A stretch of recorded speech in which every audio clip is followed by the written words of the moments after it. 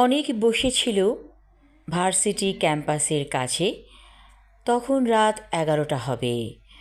অনেকের হলে যেতে ভালো লাগছে না, মনে হচ্ছে এই সুন্দর প্রকৃতির মাঝে হেঁটে বেড়াতে। আকাশে রূপালি চাঁদ ভাসছে।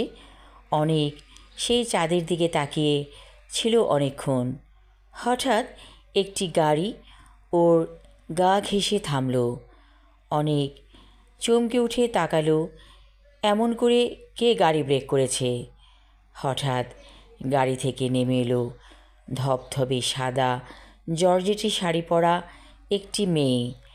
ওকে দেখে অনেক অবাক হয়ে গেল।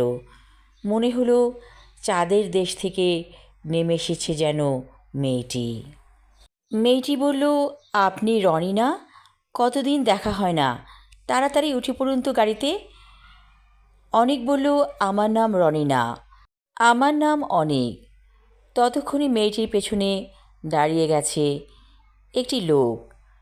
চেহারার সাথে ওর অনেক মিল আছে। মনে হচ্ছে লোকটি ওর বাবা। সে মেয়েটির পেছনে দাঁড়িয়েছিল, হাত ইশারায় কিছু না বলতে বলল। অনেকের কাছে একটু অবাক লাগছে, ওরা কারা, কী চায় ওর কাছে। মেয়েটির বাবা বলল, আমার মেয়ের নাম ডোরা, ও মানসিকভাবে একটু অসুস্থ।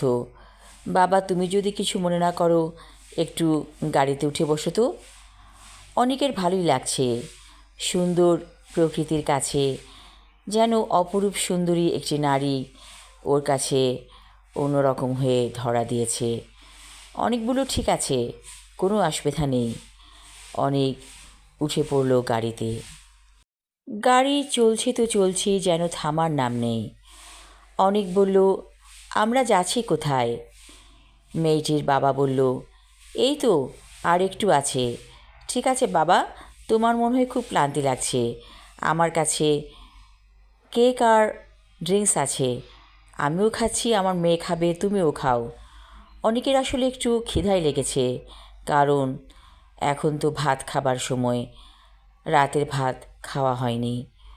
অনেক ড্রিঙ্কস খেলো, সাথে কেক।